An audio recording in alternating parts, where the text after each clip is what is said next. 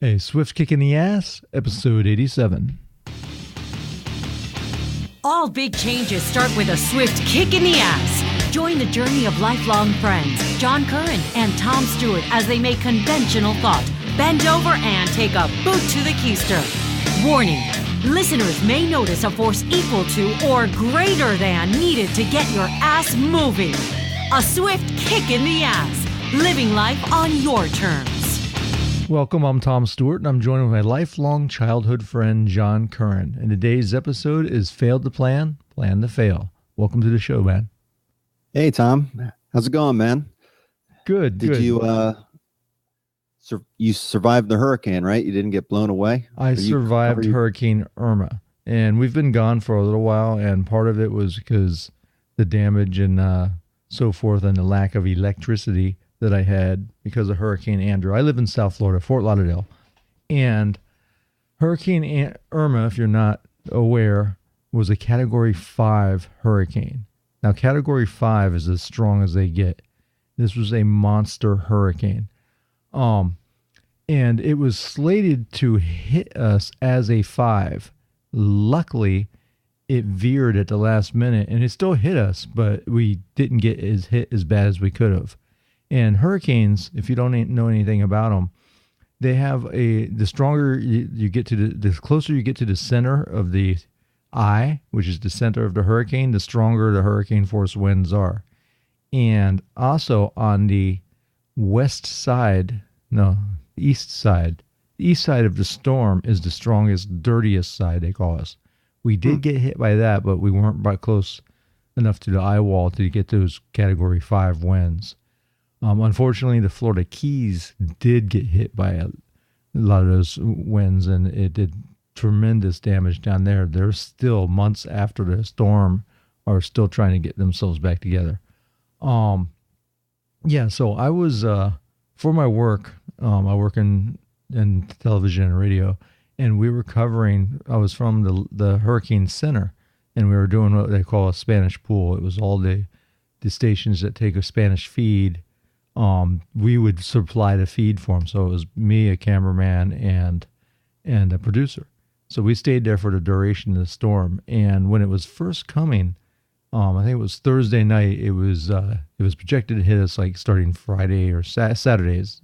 So Thursday night, the projected path of Hurricane Irma was right through South Florida, through like Miami-Dade, Broward, and, the Palm Beaches, which is a heavily populated metropolitan area.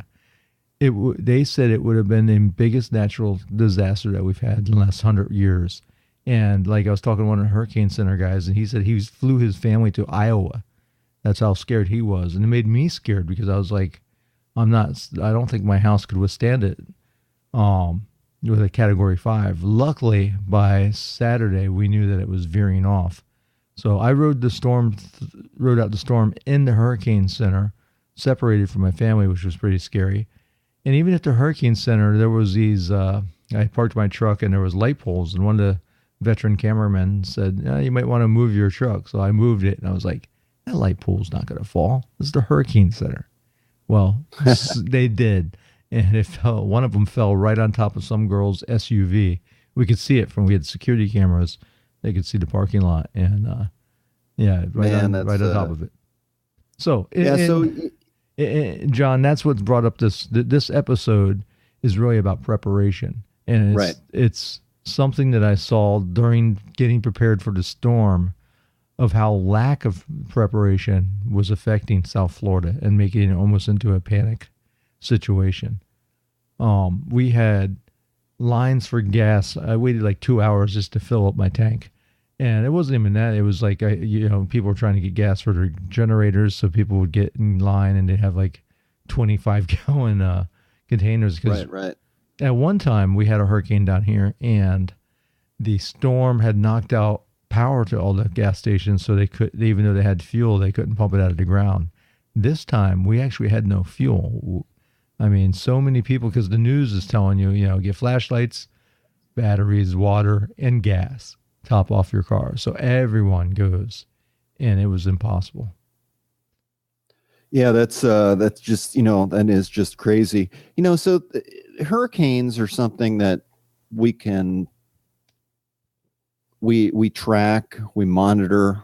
The red flags get raised when when they come on the radar. Um, but like you said, the lack of preparation is what really hurts you. And I'm a Florida native. That's where I was born and raised. And I have to say, in all the years that I lived in South Florida, I actually never went through a hurricane. I went through plenty of scares, but more times often than not, it's just a scare. And I think that probably contributes to the lack of preparation, because of how many times you have to go through it. It's like the little boy that cried wolf.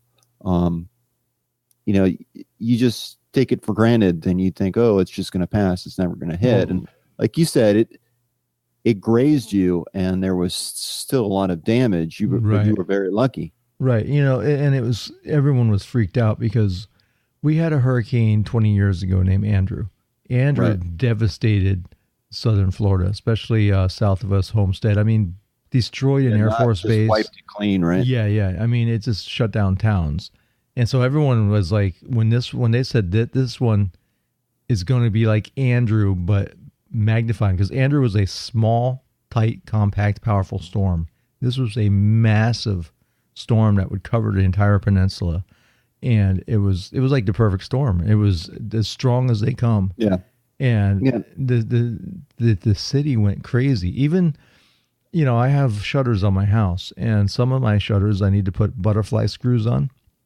And I thought, I have a bag set aside for all this. Well, a month before this storm hits, my damn dog got a hold of it. He's only like a year old, so he's still in puppy stage.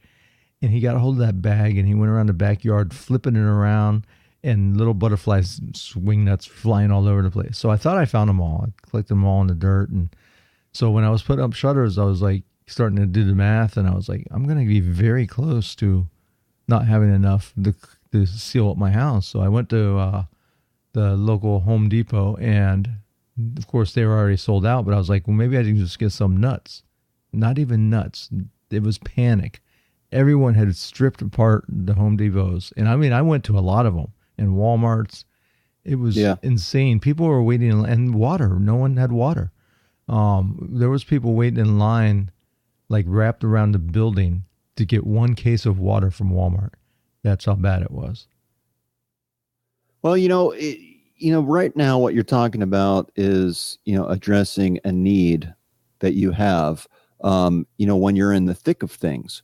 And this episode is really about prevention and preparation for these type of things. Whether it's a hurricane headed your way, or maybe it's just a financial disaster, just waiting to happen. Maybe maybe your credit is just so out of whack, because you have maxed out all your credit cards. How you prepare and how you address these different situations really does matter. It matters that you spend the time to prepare. Like, Tom said, you got all your nuts, you gather all your nuts, and then what happens? Your puppy plays with them, and they go flying across the yard. There are things that you can't account for. And I know in the military they say that even with the best planning, sometimes you don't know what you're going to face until you hit the landing zone. So you have to be prepared. That's part of preparation. Preparation is looking ahead and kind of trying to be proactively addressing your needs. Like Tommy said, he knew he's going to need the nuts. He gathered them a month ahead of time. Hurricane season is something you take kind of serious in Florida. It's going to happen. So you prepare for that. You set it aside, but then something happens and you don't have everything yet you need. So what do? You scramble.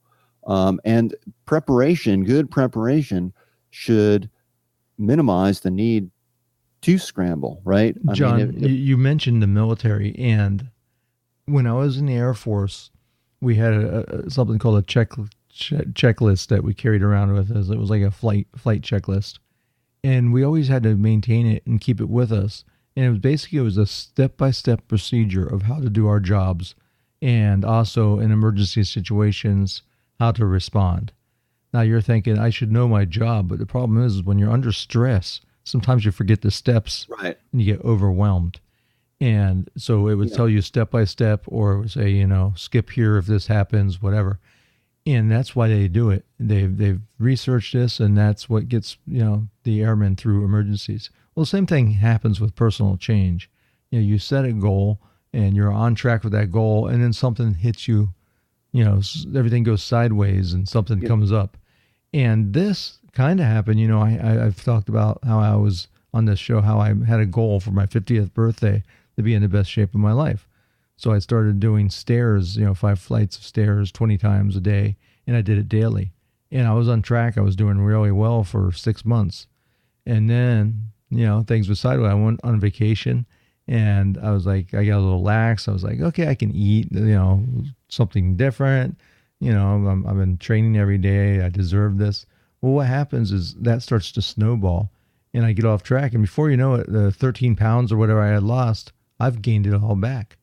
And I didn't have a plan where I could, all of a sudden look at and say, hey, when this happens, go to plan B, or start eating this way, or check my diet here, or take, daily measurements to make sure that I'm meeting my goal. So before I know it, caught up on me, and now I'm trying to get that weight off again. Still training, but, because my diet had gone to crap, I failed. I failed to reach my objective. Yeah, so it fell off your radar. Right. And I mean, and that does happen. I mean, and it's really easy to do. I think about back when I was in debt, and the biggest problem with that, wasn't that I was going out and being crazy. I was just and my wife and I were just doing everyday normal things like fixing up our house. But the biggest contributor to that problem, was our lack of attention to our surroundings and kind of keeping track of what we were spending, what was going out as compared to what was coming in. Once we started to recognize where we stood and kind of got bearing, just by listing out our expenses, that made all the difference in the world for us, because it opened our eyes. It came on our radar, and so things in our life, are going to continue to happen around us. We have no control really over that at all. We have no control over the outside world, but we do have control over what we do and what we look at, what we pay attention to, and what we focus on. So, bringing that, being aware of a problem is probably the first step of actually, taking steps to address that problem. If it's not on your radar, you're not going to do a damn thing about it. It's not important to you. So, I think therein lies the art of creating positive change in your life is, how do you recognize something as important if it's not on your radar? Right. And we don't want to halt someone, because sometimes people can get wrapped up in the preparation plan, right, where they never take action. We definitely advise taking action right away. So, if you're doing something, say, in my case, I was doing the stairs, rather than me making a whole plan before I ever do it, I start doing it. And as I go along, I can start fine tuning and know that I have to make up contingency plans and a diet and everything else that goes with it. But by doing it daily and actually getting moving, that's the biggest hurdle. And once you get started, you gain momentum. But to keep that momentum, that's where the preparation and the things that you do on the side actually come in and keep you on track. Too, I think part of the preparation too is understanding that people do kind of fall off track. Like you said, it's natural. When you go on vacation, to kind of let things slide, to maybe not pay close attention to your diet like you usually do, or not get that exercise in that you do under normal circumstances. I can remember back when I had quit smoking cigarettes for like 5 years. Okay. And I went on a road trip by myself, just traveled across the country in the car, and I'm driving along and by myself and I'm bored. And I'm thinking, you know what? I'd really like a cigarette right now. And I kind of talked myself into it. I was like, you know what? I smoked before. I quit. No big deal. I'll just go on vacation and have a couple cigarettes and, enjoy myself, and I'll quit after vacation. Yeah. Doesn't happen. It doesn't work Doesn't that happen. way. No, because I've done the same thing with, I remember I went to California to compete in a jiu-jitsu tournament. So I had dropped down and I was the leanest I had been in years. And same thing, I wasn't eating carbs mainly. But after the competition, I was like, all right, we're going to go get a hamburger. And usually I used to take the bread off. And I was like, you know what? I deserve it. I can eat it. And then I kept on eating when I got home. I was like, you know what? I'm not gaining any weight. I think my metabolism is down low enough where I'm actually, kind of, losing. I feel like I keep on losing weight, but that didn't last long because I kept on eating that way. And before you know it, 30 pounds creeps on. Yeah. I'm like, my God, where'd that come from? You can justify anything. Yeah. Right. Yep. Like you said, I deserve it. I mean, we can justify the change in the behavior and the, very easily, I think. And we can prepare, like I said, I was prepared. Oh yeah, I'm going to take this little break and then I'll get right back on it, and things change.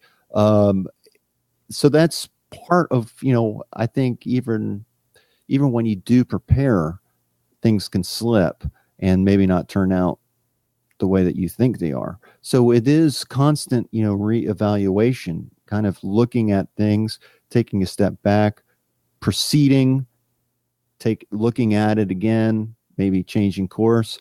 It's, I think there are so many things out in this world that are distracting, and many things that we can do with our lives, many actions we can take, but are we really stopping and thinking about those particular actions and how they contribute to what we're trying to accomplish? As you know, if you're a listener to the show, my father died about 5 years ago.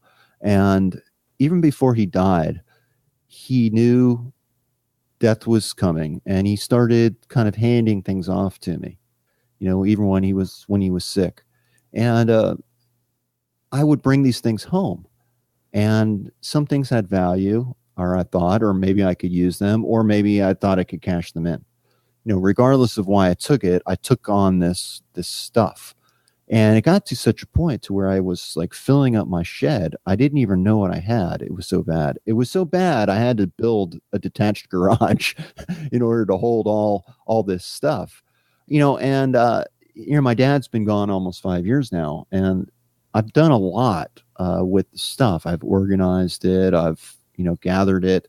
But I've started to realize recently that I've reached a point now to where I need to get going on some of these things that I wanted to accomplish. I have a project boat that I've been working on, and I realized that the fact that project boat is not working is a big part of my problem.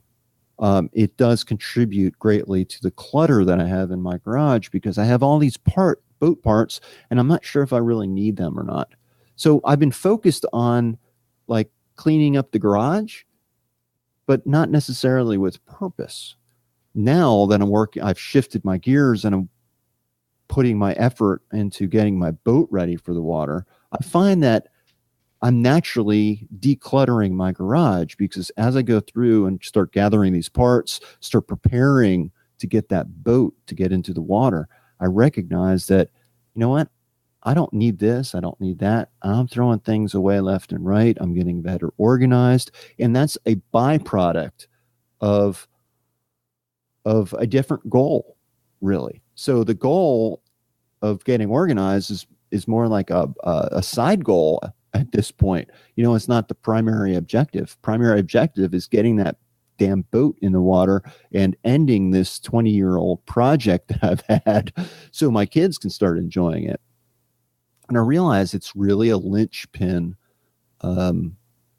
goal for me, create and reaching that goal, getting that boat in the water solves so many of my other problems. But if I didn't take a step back, I'd still be trying to sweep out my garage and thinking that that's going to make me feel good about my life.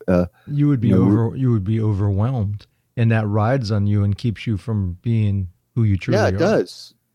Yeah, and what I've noticed, and what's is so amazing, is that this stuff that we accumulate in our lives, it does have a psychological burden to it.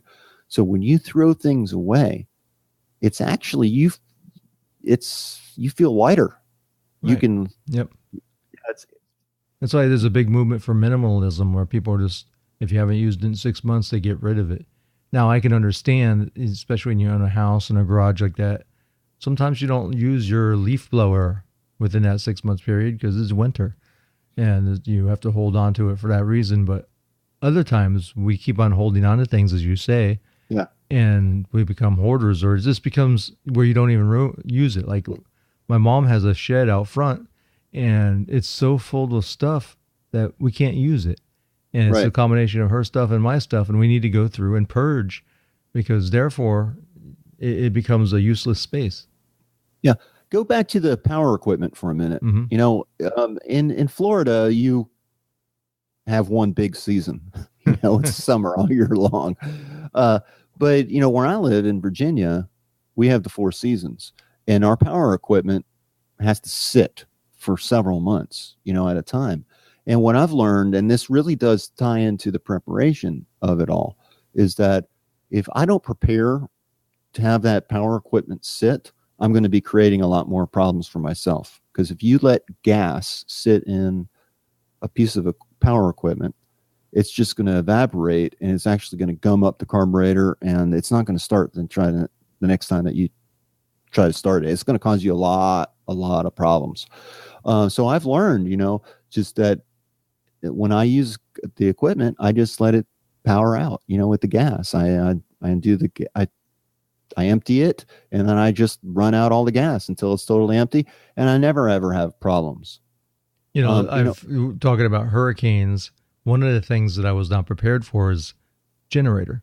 I have 2 generators, but I haven't run them in about 10 years. And the same thing, I left gas in it goes stale, and you'll never get it started. Luckily, I was able to buy a generator within 2 days before the storm, because I saw the storm was out there. And I got a new one, but I'm like, I'm not going to let this happen. So I made sure to put stabilizer in it, and I pumped out all the gas, and then I ran whatever gas I couldn't get out. I ran the generator till it just burned out. But that's in the preparation of knowing I've failed twice before. And that's like a $500 or $600 failure each generator. Yeah. So, I think in regards to preparation, we try to look at our circumstance, and in the face of a hurricane, you probably have a laundry list of things that you need to do. And as you get more experienced with that situation, hurricanes, there's a season every year that you face the likeliness, where the likeliness of a hurricane increases. So you have a laundry list based on your experience going through that each and every time. And hopefully you're refining that list, whether it's written down or it's just in your head. You know what to do a little bit more each and every time you go through that. But what about these things in life that you don't really know all that much about? You might have a laundry list, but it's not necessarily based on experience. It's based on your research, or maybe it's just something you pulled off the internet. You don't know much about it. That is really, I think, the start of all preparation. Whether you're experienced or not, you have to start somewhere. and we all learn from each other, and we can all learn how to prepare for life's situations, whether it's the hurricane or it's going to, going to college, or it's having a new baby, or it's buying a house or buying a car. All these things that happen in life when they're new, they can be very scary. It can be overwhelming. And what it takes preparation. It takes learning. It takes applying thought to whatever you're up against. Sometimes you're going to hit it. Sometimes you're not. And knowing is not enough, John. You have to take action. Right. And that's so in South Florida, every beginning of every hurricane season, we always have the news comes on and gives the specials on. Okay, it's hurricane season. Get your batteries, get your water, get your generator, get your gas, get all your stuff prepared, right? They talk about it endlessly. No one does it. They don't do it till the situation that we just had when we have a storm that's going to give us a swift kick in the ass. And that's what that's why we always talk about this, is sometimes it takes that swift kick in the ass to implement change. But if you can get ahead of it, if I could have prepared ahead of time rather than scrambling, and as Jen says, I go in Rick Grimes mode from The Walking Dead, trying to protect my family, because that's what I'm doing. I'm trying to protect my family when I'm sealing up my windows and getting gas and making sure that we have ice and things, fresh water to drink afterwards. Food. And food. So, I mean, it really is, it gives you a shot of adrenaline, but lots of times when you don't have that shot of adrenaline, it's hard to get moving. But now is the time. We're like, me and John right now are like the newscasters telling you, prepare for hurricane season, because it's coming. It's not a matter of if it comes, it's when it comes. And it's the same thing in life and change. Yeah, I remember back before the Great Recession, my father was a product of the Great Depression. And so when he was growing up, there were people knocking on his family's door, asking for food. I mean, they would work for food. They would do anything for a sandwich, because times were difficult. Times were very, very hard. And when the Great Recession came, I remember my dad saying how he thought that it was actually a good thing that the economy had gone south. And the reason why he thought that is because when life is good, it's really easy to just enjoy that moment, enjoy life being good, and put aside the thought that good times end. Life is not just good times. It's not like, let the good times roll. We want them to continue. But the fact is that life is ups and downs. It's a combination of good and bad. And really, our success at life is dependent on how we address these changes in life, how we adapt to the challenges that come before us.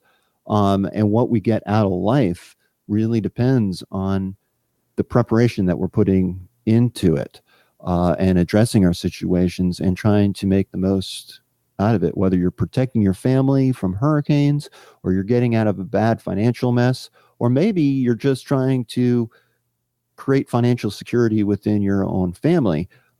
Maybe you don't have the pressure of creditors calling your house, but you have some bills that if you don't take care of and you don't watch, can quickly get out of hand. This is it, being aware, being in it's being more than just in survival mode. It's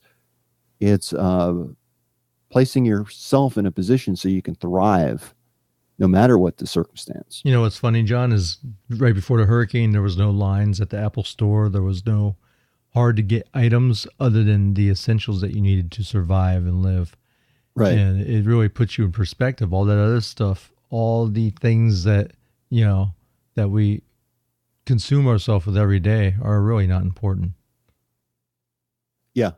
No, you're exactly right. And talking about important, I think a lot of people get overwhelmed, or they lose a sense of what's important in life because of everything that's going on around them. Like you said, the Apple Store and the latest technology, the latest movie that's out, the latest scandal, everything. There's a lot of opportunity to consume our time with these things that really don't add up to anything in our own life. So that choice is really, yours, is what you pay attention to. It really is up to you.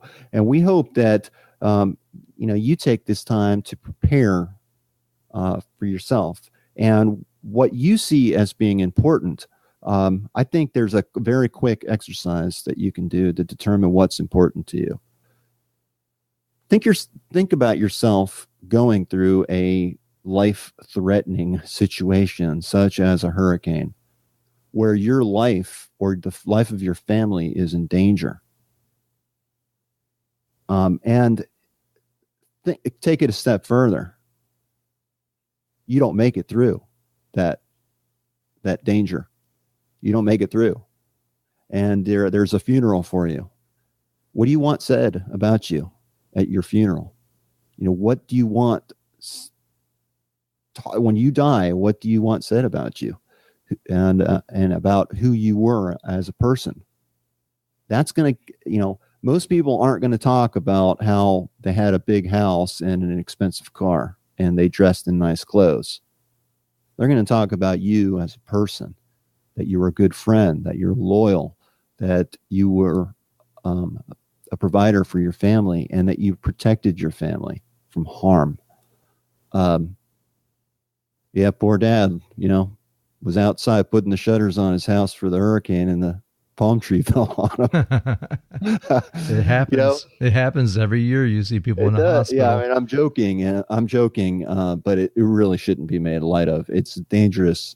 Hurricanes are very dangerous, and life is dangerous, and life can be taken from us. So, before you get put in that situation, because we all do get put in those situations, make sure you know what's important to you. Your family, your health. And that's going to help guide your actions and help you prepare for the things in life that you feel are important. And John, the people out there need to know that we are not experts in personal change. We're going along our journey and telling them what works for us and what we found has not worked for us. And I kind of question some of the experts that are out there, because some systems, because I study a lot of experts as you do. And sometimes I see systems that are just like overwhelming, and it's just ploys in order to make money to get you to join some kind of group or, sign up for something where you're going to send your money to them, and they create extra steps that you don't need to take personal change. We're trying to distill it down to the core that you need in order to get started. Yeah. You make a good point.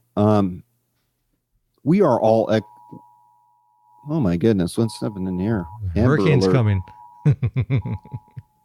Say this is an important message.